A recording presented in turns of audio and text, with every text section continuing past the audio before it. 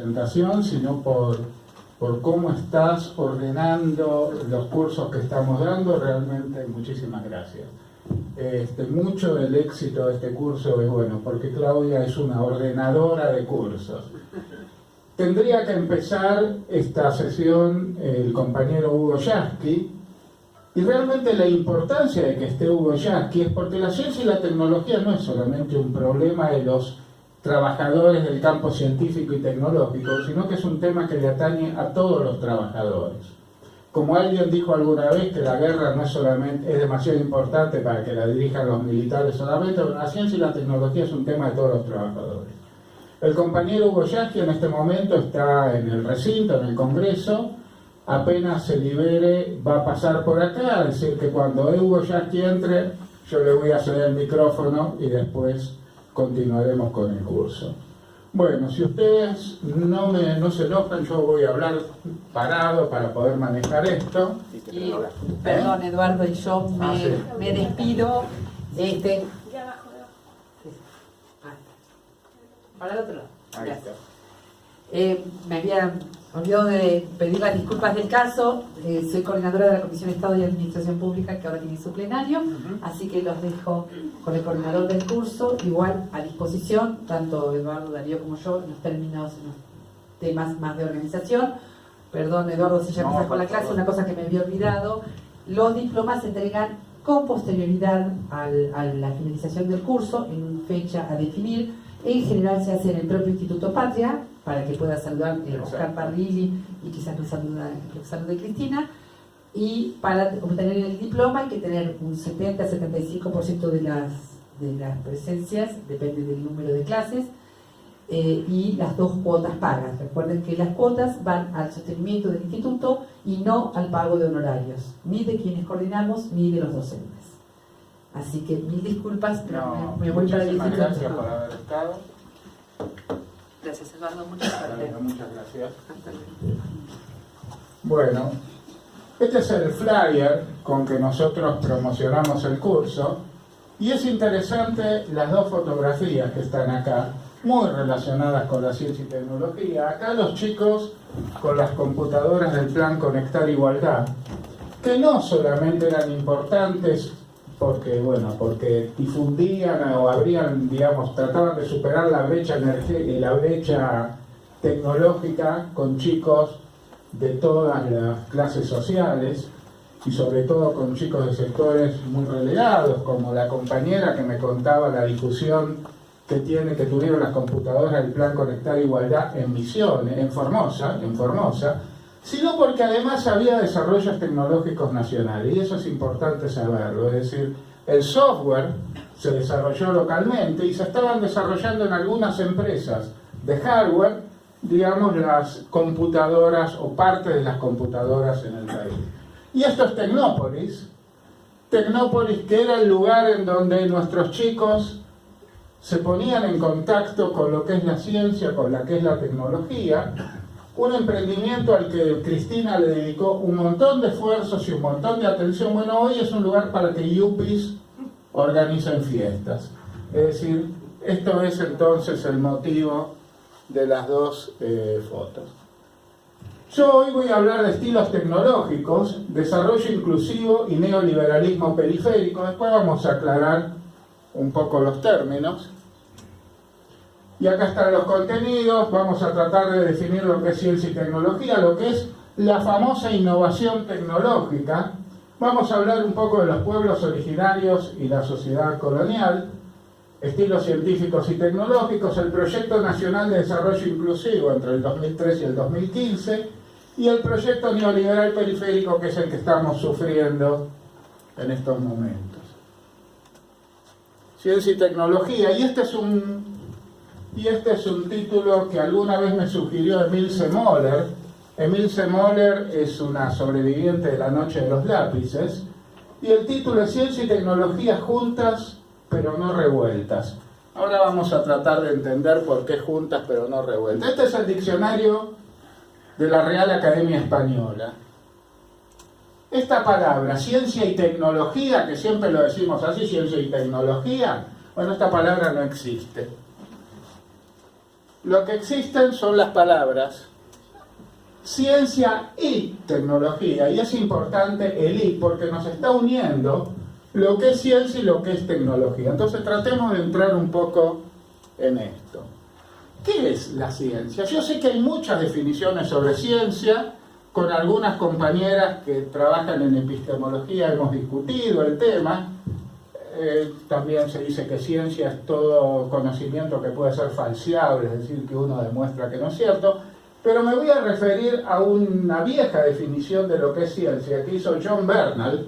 John Bernal era un científico inglés, un metalografista, un cristalografista, que allá lejos y hace tiempo, marxista, que allá lejos y hace tiempo dijo, bueno, ¿qué es ciencia? Y dijo, nosotros reconocemos la existencia de una comunidad científica. Es decir, de gente que trabaja en un determinado tema y se comunica entre sí, hace congresos, se junta, discute. Existe una comunidad científica. Existe un lenguaje científico, es decir, los científicos hablan o hablamos entre nosotros en cada comunidad científica, porque hay varias. Está la comunidad de los que hacemos mecánica computacional, de los que hacen física, de los que hacen ciencias sociales, de los que hacen ciencias humanísticas, de los que hacen biología. Hay un lenguaje común. Hay aparatos científicos. Cada ciencia tiene un aparataje que le corresponde, es decir, una definición de aparato. Y después está el famoso método científico, en que se formula una hipótesis. Hay una observación experimental de un fenómeno natural. Alguien observa un fenómeno natural. Propone una hipótesis de por qué se da ese fenómeno. Lo trata de reproducir en condiciones controladas, si es una ciencia natural, o trata de verificar, observando la sociedad, si es una ciencia social, si esta explicación explica la observación experimental, es decir, va a la validación experimental. Si la validación es exitosa, entonces dice, bueno, esta hipótesis está refrendada. Si no, corrige la hipótesis y recorre el círculo. Entonces Bernal dice, los miembros de las comunidades científicas, los que usan un lenguaje científico, que usan un aparato científico, que usan el método científico, esos hacen ciencia. Es decir, lo define por atributos en lugar de una definición formal. ¿Qué es la tecnología? La definición básica es un conjunto de habilidades, conocimientos, útiles, instrumentos y organización que permiten producir un bien y servicio. Es decir, todos los conocimientos, la organización y después los útiles y herramientas con los que podemos producir un bien o servicio. Esa es la tecnología. ¿Cómo se relacionan la ciencia y la tecnología? Veamos. Acá voy a hablar de las diferencias. Ciencia. La propiedad de la ciencia es social. ¿Qué quiero decir? El científico publica sus hallazgos. Y acá, ojo, el científico no trabaja para producir publicación, sino que publica sus hallazgos. Y entonces, ¿qué podemos decir? Todo aquel que puede leer una revista científica, bueno, puede acceder a lo que se desarrolló. El límite es lo que yo puedo leer. Si lo puedo leer, me puedo enterar. Es decir, que la propiedad es social. En la tecnología la propiedad es particular. Y cuando digo particular no quiero decir de una persona o de una empresa. Quiero decir que puede ser de una persona, que puede ser de una empresa, que puede ser de una sociedad estatal, que puede ser de la sociedad en su conjunto. Pero se hace tecnología para que alguien, un grupo, insisto, esto no está diciendo que tiene que ser una empresa privada, tenga la propiedad de eso que se desarrolló. La tecnología no se cede libremente, es decir, el que desarrolla tecnología tiene la propiedad de esa tecnología. Incluso más, nosotros sabemos que va a haber leyes de patentes y un montón de cosas que le garantizan por un cierto número de años la propiedad de esa tecnología. El fin último. La ciencia es independiente del fin último.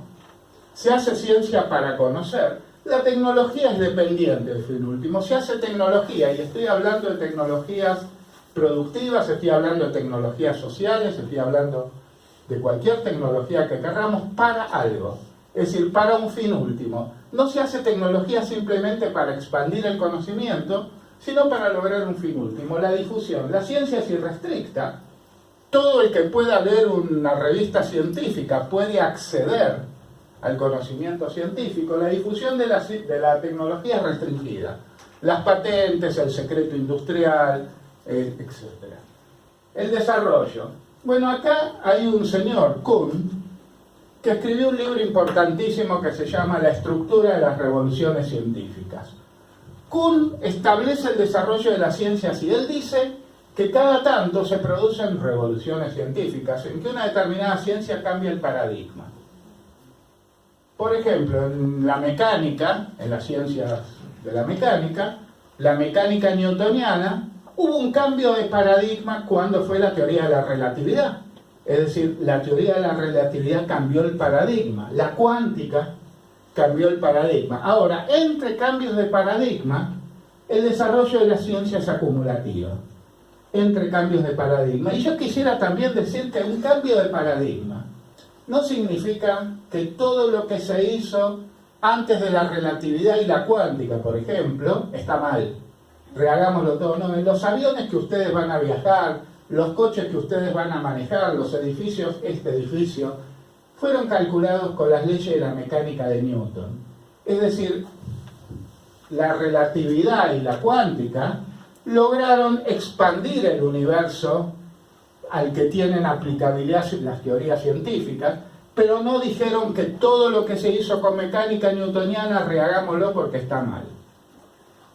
El desarrollo de la tecnología es desigual, ¿eh? Ustedes ven que se desarrolla por puntos. De repente en ciertas tecnologías hay algún país, alguna empresa que toma la delantera y la conserva hasta que el resto logra alcanzarlo.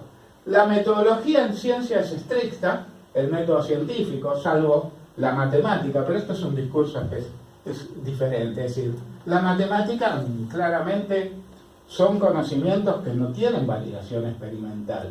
La matemática es un cuerpo de conocimientos que se cierra sobre sí misma y el que no recurre a la validación experimental. Espero que no haya ningún matemático en la sala, pero hay un matemático, sí, Carlos. Entonces no lo voy a decir, pero mucha gente disputaría el hecho de que de acuerdo a las definiciones corrientes de ciencia, la matemática lo sea, pero bueno, no vamos a entrar en eso. La metodología de la tecnología es indiferente, es decir, si yo tengo que resolver un problema tecnológico, puedo basarme en conocimiento científico, puedo ir y copiarme, es decir, puedo ver cómo lo resolvió un japonés y decir yo lo voy a hacer igual, siempre y cuando no me agarren con una infracción a la ley de patentes y me inicie juicio. La tecnología, el tecnólogo no penaliza porque pasa eso. Yo tuve la experiencia de trabajar, mi primer trabajo cuando volví a Estados Unidos, era una máquina rara que la tenía que modelar, la máquina enderezadora de tubos. Es decir, los tubos salen torcidos, la máquina la endereza. El tema es interesante porque yo me reuní para ver cómo funcionaba con el señor que la operaba. Y realmente las hipótesis que tuve que sacar para meter en mi modelo, las conocía el señor que manejaba la máquina. Es decir, no salían de un libro. El señor que manejaba la máquina conocía perfectamente qué tenía que pasar en esa máquina para que enderecen los famosos tubos. La repercusión de la ciencia es inmediata o diferida. Por ejemplo, cuando empezó la computación, métodos matemáticos que había desarrollado Jacobi allá lejos por el 1700, creo por ahí, y que Jacobi, para desarrollar, qué sé yo, el cálculo de autovalores o algo así, debía poner a cientos de estudiantes doctorales a hacer cuentitas en un papel, tuvieron una difusión enorme porque con la computadora sí que eran útiles. La repercusión de la tecnología es inmediata. Se hace tecnología para tener repercusión inmediata y ambas, tanto la ciencia como la tecnología, tienen mucha repercusión lateral. El objetivo de los científicos es entender la naturaleza para poder establecer leyes que permitan predecir sus fenómenos. Eso quieren los científicos, entender la naturaleza, y cuando digo la naturaleza también digo la sociedad, es decir, la naturaleza y la sociedad. Este objetivo no necesita justificarse con consideraciones económicas y sociales y vale en sí mismo. ¿Se acuerdan Barañao? Perdón por nombrarlo en un curso sobre ciencia. Cuando hablaba de ciencias útiles e inútiles, bueno, no hay ciencias útiles e inútiles. Él lo debiera saber porque creíamos que era un buen científico, pero como dijo el gran Horacio González en una reunión que hubo en Filosofía y Letras, conmemorando la Noche de los Lápices, Horacio dijo: el ministro de Ciencia no sabe lo que es la ciencia. Y ahí empezamos a entender que un tipo que sabe trabajar en la mesada de un laboratorio químico no necesariamente es un científico, pero bueno.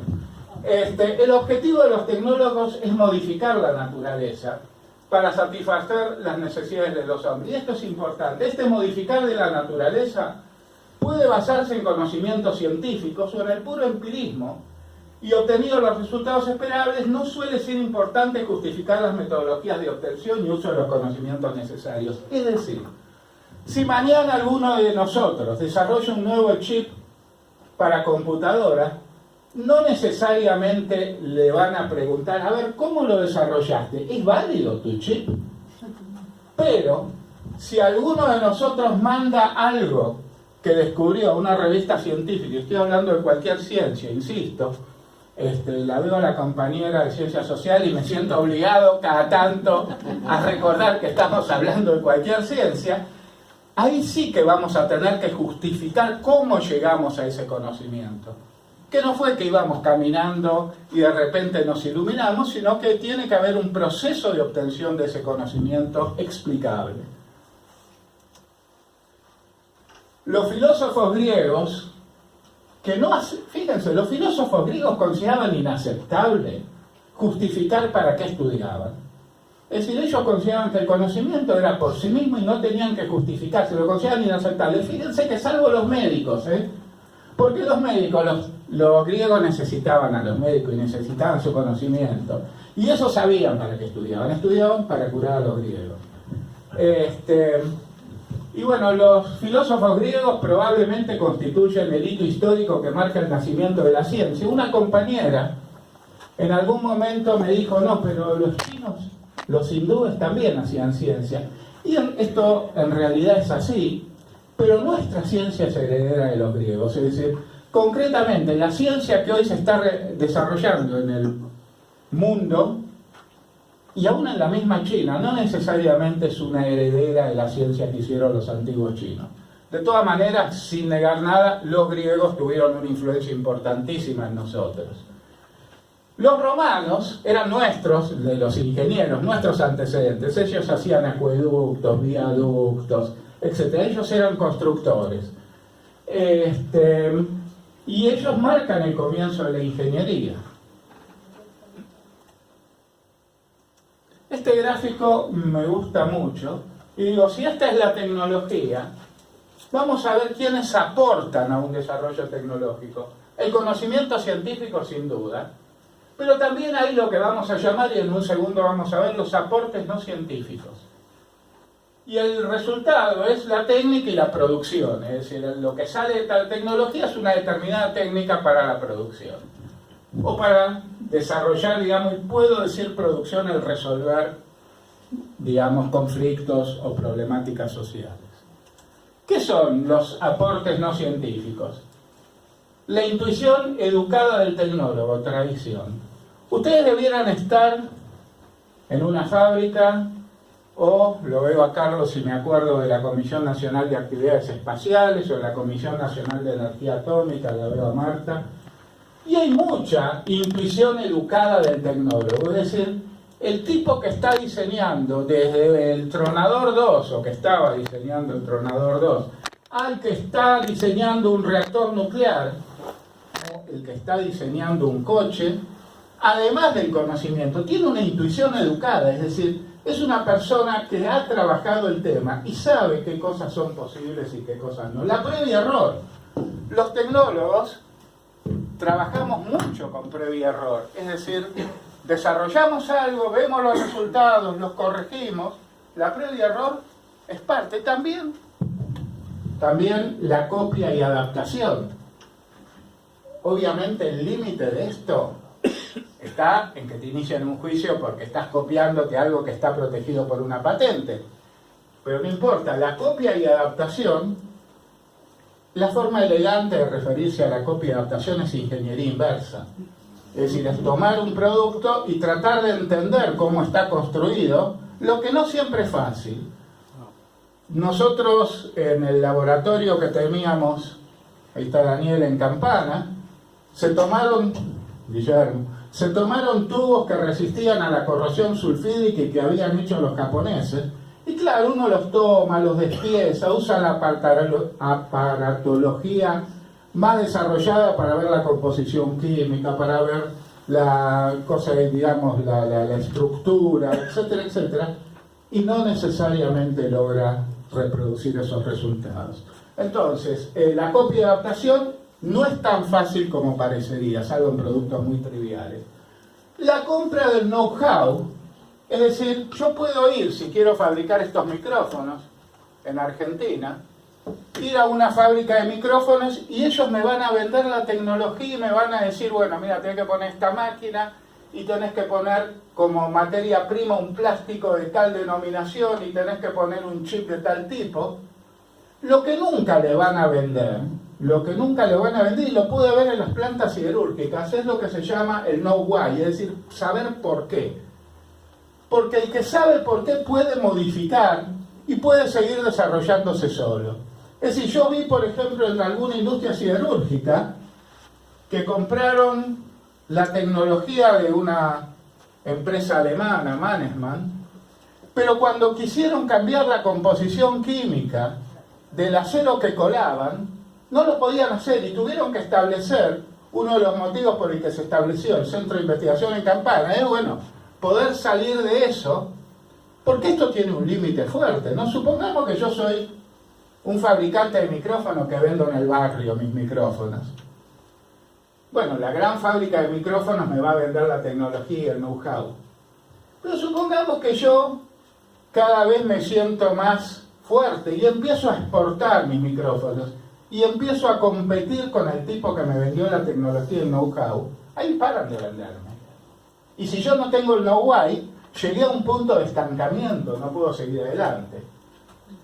Hay una cosa interesante que Bernal apunta sobre la relación entre ciencia y tecnología, y era que los griegos, los fenicios de los botes de remo, con las balanzas, no los griegos, perdón, los fenicios, usaron las leyes de la palanca antes de que los griegos los hubiesen formulado. Una balanza es una palanca. Los remos son una palanca. El punto en el que el remo toca el agua es el punto de apoyo, la resistencia es la horquilla del barco, y el tipo que rema es la acción. Es decir, los remos y la palanca se usaron antes de que los griegos formulasen formalmente las leyes de la palanca. Obviamente, formuladas las leyes de la palanca, se originaron aplicaciones mucho más sofisticadas que los remos y la balanza, pero este es un caso típico en que la tecnología fue adelante de la ciencia, y va a haber otros. La formalización de la palanca abrió caminos especiales, etc.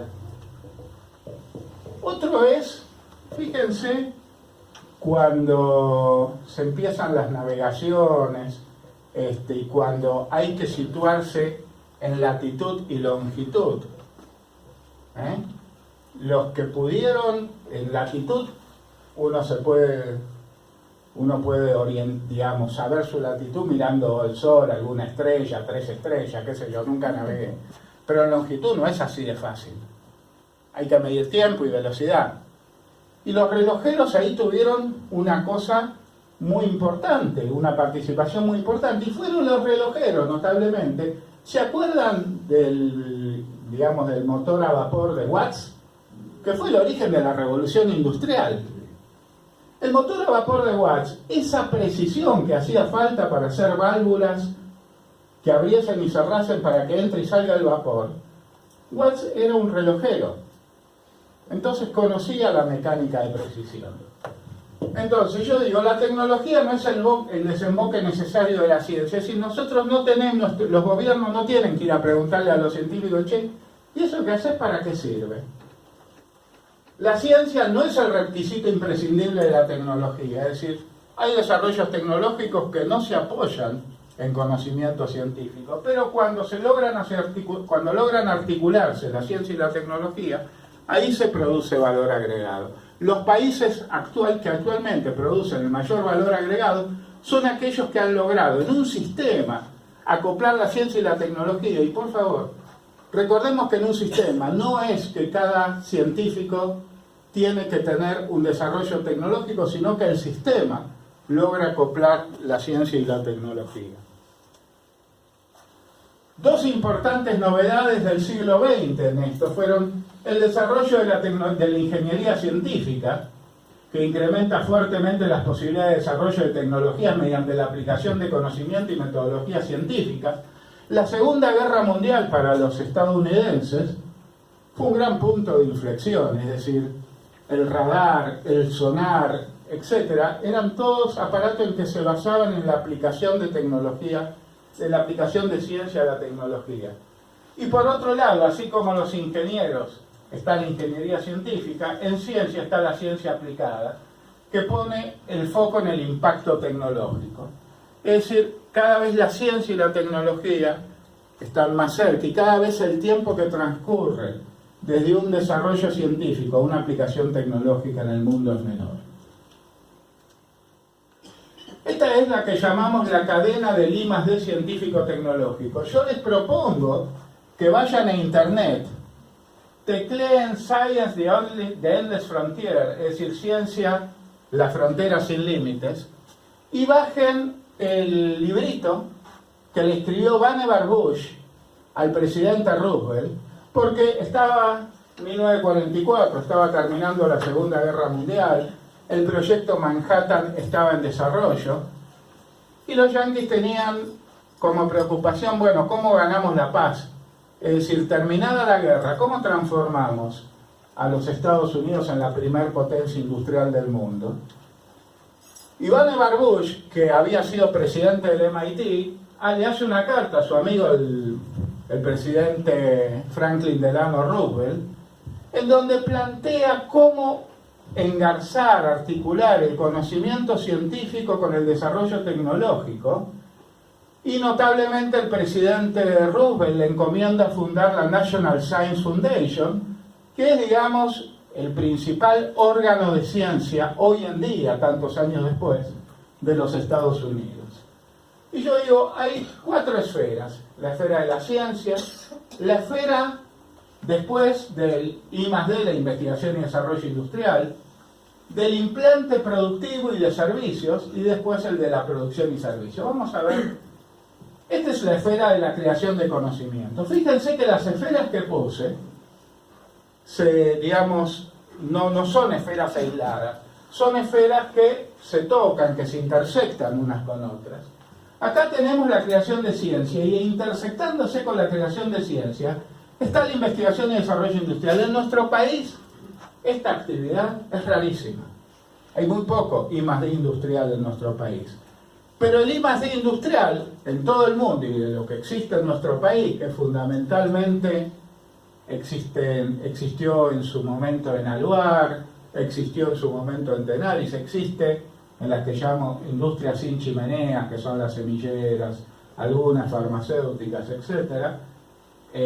Existe en el Estado cuando se desarrolló el CAREN, cuando se desarrolló los reactores de baja potencia que hoy son exportados, existe en el Estado cuando se desarrolló ARSAT 1 y ARSAT 2, existe en el Estado cuando se empezaron a hacer diseños de aviones en FADEA, pero sobre eso vamos a llegar después. Y después viene el I+D industrial, cuando se llega a una conclusión de aplicación industrial. Eso no quiere decir que se pueda inmediatamente construir. Acá hay una transición que yo llamé implante productivo y de servicios. Hay una transición desde el conocimiento que se desarrolló en las primeras 2 esferas a algo que después pueda ser llevado a una planta productiva y usado. Yo he visto cantidad de ideas, digamos, en la práctica industrial, yo he visto cantidad de ideas brillantes, cantidad de cosas que en el laboratorio funcionaban perfectamente, pero cuando querían ser escaladas y llevadas a la aplicación industrial dejaban de funcionar, se rompían, eran desastrosas. Estas dos primeras esferas es el campo del saber por qué, el know why. Estas dos últimas es aplicar el know why en el know how, saber cómo, decir, bueno, esto se hace de esta forma. Y acá tengo las instituciones que en general están ligadas con cada esfera, la ciencia con la universidad, el CONICET, el I+D industrial con el centro de I+D industrial, esto con las ingenierías de proceso o producto, y esto con las ingenierías de producción en una organización fabril más o menos típica. Hay una frase interesante de Bernardo Bussai, que es: algunos creen que la ciencia es un lujo y que los grandes países gastan en ella porque son ricos. Grave error. Gastan en ella porque es un gran negocio y porque de esa forma se enriquecen. No gastan en ella porque son ricos y prósperos, sino que son ricos y prósperos porque gastan en ella. Nada da dividendos comparables a los que proporciona la investigación científica y tecnológica. Esta frase figuró en la declaración de la Academia Nacional de Ciencias Exactas, Físicas y Naturales de hace menos de un mes, reclamándole al Estado Nacional el cierre del Ministerio de Ciencia, reclamándole al Estado Nacional el cese de proyectos tecnológicos, etc. Sí, me avisan acá y es un punto ideal para hacer un paréntesis, que está llegando el compañero Hugo Yasky.